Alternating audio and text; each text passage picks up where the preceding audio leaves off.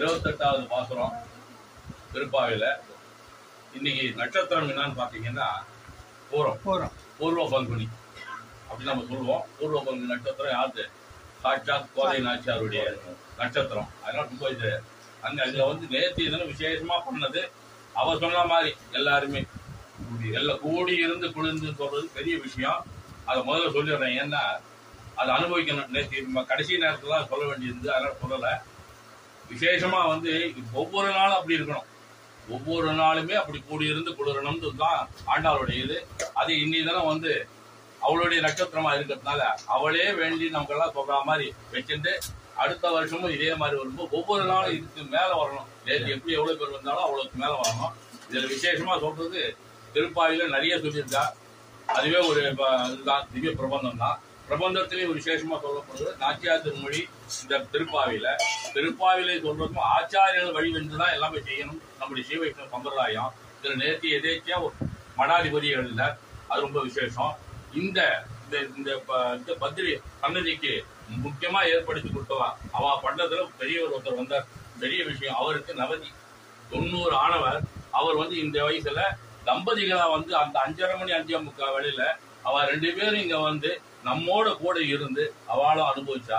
அவளை அனுபவிச்சதை காட்டு நாம அனுபவிச்சோம். அதுதான் பெரிய விஷயம். அந்த பெரியவாள்லாம் மடாதிபதிகள் நாமெல்லாம் அந்த பெருமாளை கூடார வெல்லும் கோவிந்தனை நாமெல்லாம் அப்படி அனுபவிச்சோம். எப்படின்னா கூடியிருந்து குளிர்ந்து இப்படிதான் அவ மனசும் குளிர்றது, நம்ம மனசும் குளிர்றது அப்படின்னு ரொம்ப சந்தோஷமா இருந்தது. இன்னும் இதெல்லாம் பார்த்து இப்ப பார்க்கணும். கறவைகள் பின்பென்று கானம் சேர்ந்தும்போம் அறிவொன்னும் இல்லாத ஆய்குலத்து. என்ன விசேஷம்னா முதலே சொல்லிடுற ஆண்டாள், நாங்கெல்லாம் ஆட்சியர் குலத்தை கொண்டுவா வந்தவா, எங்களுக்கு ஒன்னும் அறிவே கிடையாது. ஏன் அப்படின்னா மாடுகளை மேய்ச்சுன்னு போறோம். எங்களுக்கு என்ன தெரிய போறது?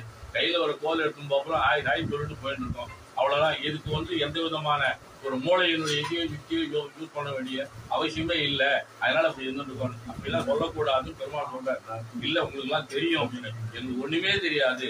என்ன இருக்கு? அறிவொன்றும் இல்லாத ஆய்குலத்துன்னா உடனே அவர் தூக்கி வச்சார். ஆண்டாள் என்ன சொல்றா, நீ இப்படி எல்லாம் இருந்த, நீ இறங்கி வந்திருக்க. எப்படிப்பட்ட இடத்துல இருந்து வந்திருக்க? பெரிய பெருமாளான நீ இங்க இறங்கி எங்களுக்காக அறிவில்லாத இந்த ஆய்ச்சர் குலத்துல நீயும் ஒரு இடையனா இங்க பகிர்ந்து எங்களோட கூட இருக்கே. அது ஒரு பெரிய பாக்கியம் எங்களுக்கு கிடைச்சது. அதனால உன்னை அழைச்சுன்னு அங்க இருக்கிறதுனால எங்களுக்கும் அந்த ஒரு இது கிடைச்சிருக்கு. அதனால அது சந்தோஷப்படுறோம் அப்படின்னு சொல்றா. குறைவா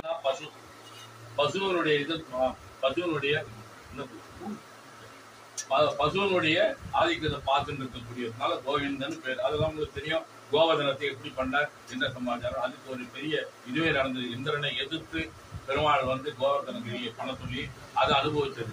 அதனால இறைவா நீதாராய் பறையோட ரொம்பாவேன்னு அவர் சொல்லும் போது இங்க நாராயணான்னு சொன்னா அவளுக்கு பிடிக்கல. பழைய இதெல்லாம் சொல்றேன். போனா நீ உங்களிடத்துல நான் யாரோ கீழே இறங்கி வந்திருக்கேன் இல்லையா, அதனால அந்த பேரை கூப்பிடுன்னு தான் சொல்றேன். அதனாலதான் உந்தன்னை சிறு பேர் அழைத்தரவு சீரியர்களாது என்னை வெறும் எங்கேயுமே சொல்லிட்டீங்களே. என்னுடைய பாவத்துல நீ கண்ணா கிருஷ்ணா அப்படின்னு கூப்பிட்டா எனக்கு போறோம். அதனால நீ இல்ல, நீ பேரு மேரு மலை, அங்கிருந்து ஜலம் வந்தா எங்க வரும்? கீழே தான் வரும். நீ கீழே இறங்கி எங்களை தூக்கி விட்டு அப்படின்னு சொல்லி அந்த பாத்திரத்தை இறைவா நீதாராய் பறையோட ரொம்பவாய் இன்னைக்கு பெருமாள் இதுடைய பாத்திரத்தினுடைய கருத்தாக்கும் அது அடிய